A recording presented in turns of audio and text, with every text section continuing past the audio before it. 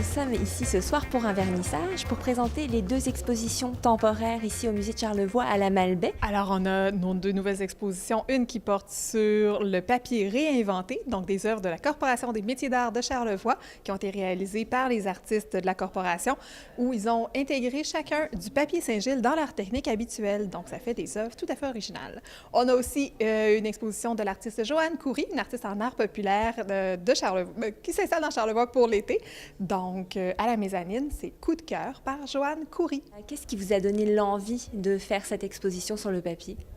En fait, comme on l'a vu à la papeterie Saint-Gilles, je trouvais que c'était une exposition très intéressante. La Corporation des métiers d'art, on a travaillé souvent avec eux. Je trouve ça important de présenter les œuvres qui sont réalisées par les artistes. Charlevoix est reconnu depuis plusieurs dizaines d'années pour ses métiers d'art. Donc, je trouve ça important de continuer à mettre en valeur les artistes qui travaillent dans ce domaine-là. Et la papeterie Saint-Gilles est un partenaire de tous les instants, donc de mettre en valeur le travail des artistes. J'ai toujours tendance à hésiter entre artistes et artisans, mais je préfère dire artistes. Donc, mettre en valeur le travail des artistes de la Corporation des métiers d'art et le papier Saint-Gilles, bien, ça va de soi que ça avait sa place au musée pour l'automne. Aujourd'hui, on présente une exposition temporaire ici au Musée de Charlevoix. C'est une exposition qui tourne autour du papier. Expliquez-moi un petit peu de quoi il s'agit. Oui. En fait, on l'a appelé le papier réinventé. C'est que à l'origine, on était 15 membres de la Corporation des métiers d'art en Charlevoix qui avons répondu au cri du cœur lancé par la papeterie Saint-Gilles l'an dernier qui risquait de fermer pour des raisons financières. Donc, on s'est dit, nous, quelle serait la meilleure façon de mettre en valeur le papier de Saint-Gilles? Bien, c'est tout simplement de l'utiliser dans notre propre pratique. Donc, par exemple, moi, je suis verrier, j'ai fait une goélette en verre et les voiles sont en papier. Jean-François Lettre, qui est ébéniste, a fait un tableau en bois dans lequel il a intégré du papier. Alors, tous les artistes comme ça, Bénédicte Séguin, qui est joaillière, donc, c'était pas nos matériaux de base, c'était pas nos matériaux avec lesquels on est habitué de travailler, mais donc, il y a une séance au printemps dernier à la papeterie Saint-Gilles avec le directeur Claude Letarte, et on a apprivoisé le matériau. On a vu les différentes facettes, les différentes possibilités du matériau. Suite à ça, on est partis chacun dans nos ateliers respectifs pour accomplir une œuvre dans le but de faire l'exposition.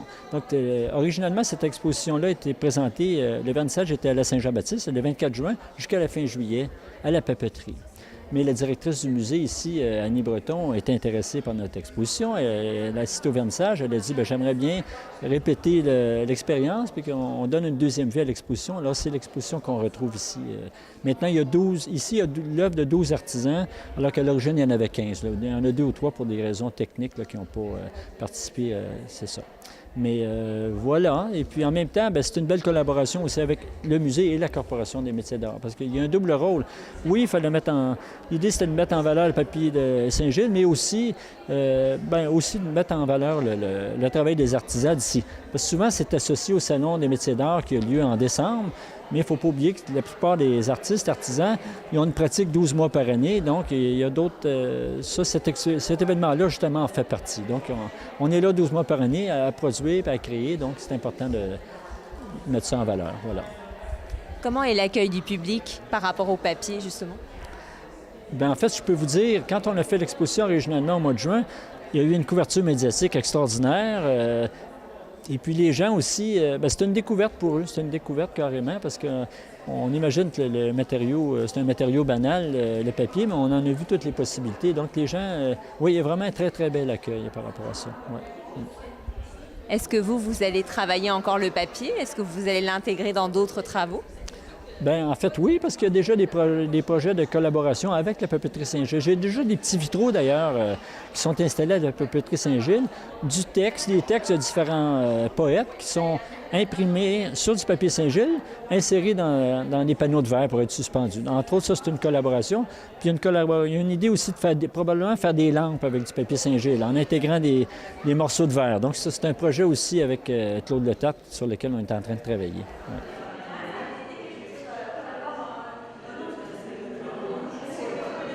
Vous participez à cette exposition dont le vernissage a lieu ici au Musée de Charlevoix à la Malbaie et vous présentez cette œuvre-là. Est-ce que vous pouvez m'expliquer de quoi il s'agit?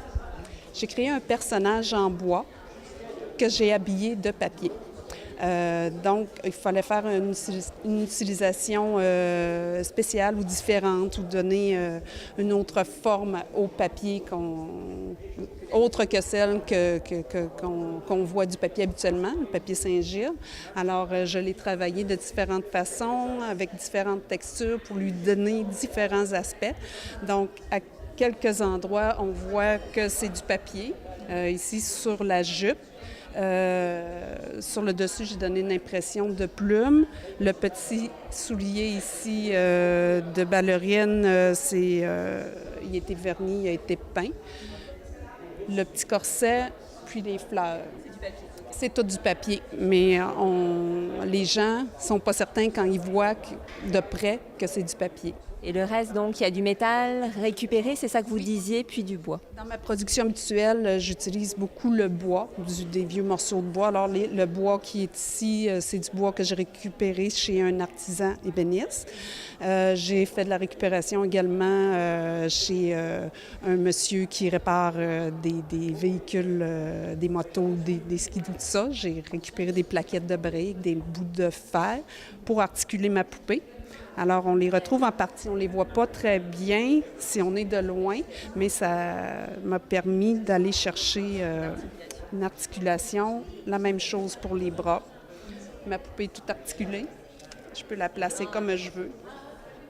Alors, j'ai créé la poupée en bois. Les yeux, c'est moi également qui les a créés. C'est ça que je racontais tout à l'heure. Alors, je les ai insérés dans le bois.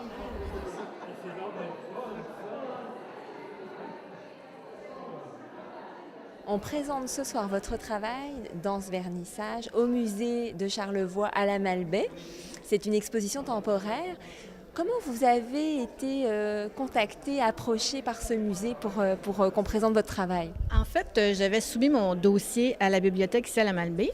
Puis ils m'ont accepté, ils m'ont dit on pourrait te proposer le musée parce que ce que tu fais de l'art populaire cadre exactement avec ce que le musée montre. Alors, c'est pour ça. Et j'ai été très surprise parce que je m'attendais à être à la bibliothèque et finalement, je suis au musée. Donc, c'est extraordinaire. Qu'est-ce qui vous a amené à l'art populaire? Je peux pas vous dire, j'ai toujours peint de cette façon-là. J'ai un côté très enfantin. L'imaginaire est très, très fort. Puis, j'ai pas de balise. Tu sais, je me mets pas de barrière. Donc, le paysage que je vais peindre, c'est souvent, moi, de la façon que je le vois. C'est comme toujours des dessins animés dans ma tête, si on veut. Tu sais, pour moi, là, Fanfreluche, c'est quelque chose d'extraordinaire. Laisse-moi te raconter une histoire. Je vais mettre du décor, mais le principal, c'est le sujet, les couleurs. Surtout beaucoup de couleurs, j'aime ça. Surtout le bleu. Depuis combien de temps vous peignez? J'ai toujours peint depuis que je suis toute petite, mais je me consacre à la peinture depuis à peu près une quinzaine d'années. J'ai eu 4 enfants, donc quand ils ont été un peu plus grands, je me suis remis à mes pinceaux et c'est là que ça a explosé, si on peut le dire. Ouais.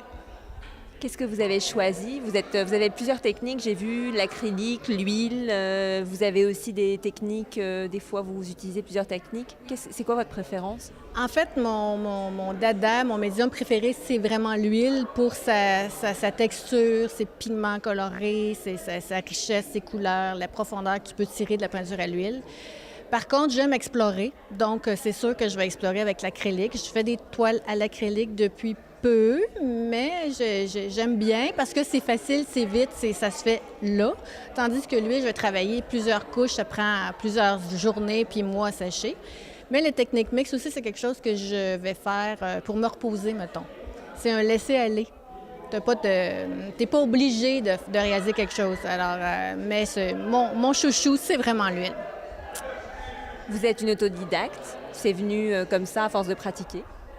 Oui, en fait, à 8 ans, je gagnais déjà des concours de dessin. Donc, j'ai toujours eu un crayon dans les mains, du fusain, crayon de bois, crayon de plomb. Et ça s'est dirigé. J'ai exploré plein, la poterie, le cuir. J'ai exploré plein de trucs. Puis finalement, finir avec un pinceau. Donc, c'est là que je me suis arrêtée avec mon pinceau. Et Charlevoix, comment c'est venu Charlevoix, venir s'installer ici dans la région? Charlevoix, c'est un coup de cœur. Ça fait 20 ans qu'on vient dans la région. On venait faire de la randonnée, on venait faire beaucoup de plein air avec les enfants. Puis, à un moment donné, on a décidé d'acheter une maison. Après ça, on a acheté une deuxième maison. Après ça, on a bâti un atelier. Puis finalement, je passe tous mes étés ici. J'ai toujours ma résidence dans la région de Montréal, côté pratique, parce que je me promène un peu partout, mais Charlevoix, je dis toujours que je suis charlevoisienne de cœur. Je ne suis pas née ici, mais je l'ai choisi. Les paysages, qu'est-ce qu'on peut demander de mieux? C'est extraordinaire. Donc, oui, les gens sont fins, chaleureux, t'es accueilli, fait que j'aime bien. Quels sont vos projets à venir après cette exposition? Après cette exposition, je m'en vais faire une autre exposition dans les Laurentides. Après, je serai à la galerie à New York au mois de mars.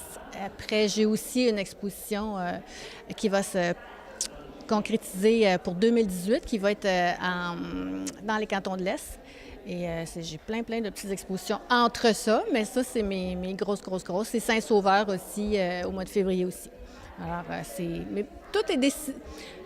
Beaucoup de choses sont décidées jusqu'en 2018. On a une très belle exposition qui continue avec les vaches, ici, au musée.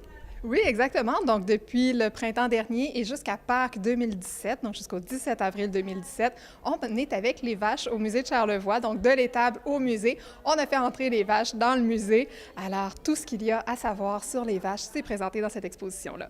Récapitulons, qu'est-ce qu'on peut faire au musée de Charlevoix ces temps-ci? Donc, on peut voir les expositions, évidemment, l'exposition permanente, l'exposition de l'étable au musée, l'exposition Coup de cœur Joanne Coury et le papier réinventé. Un dimanche par mois, normalement le dernier dimanche du mois, on fait un atelier de vos dimanches créatifs, donc différents ateliers qui nous permettent d'expérimenter toutes sortes de techniques, des ateliers vraiment pour les gens de tous les âges, donc c'est pas seulement pour les familles, pas seulement pour les enfants, vous venez à tous les âges. On a les ateliers de crocheté également le jeudi après-midi, donc on expérimente le tapis crocheté avec notre bande de crocheteuses. Donc, c'est un atelier qu'on est très heureuse d'avoir mis en place depuis cette année. Sinon, qu'est-ce qu'on a? Plein d'autres activités. On va faire une visite de ferme prochainement. On prévoit travailler, je vous donne le scoop, on va faire une soirée au musée, une sorte de nuit au musée, quelque part cet hiver, normalement. Donc, il faut se tenir au courant de notre programmation. Suivez-nous sur Facebook, on annonce toujours nos événements. Donc, il y a plusieurs choses à faire.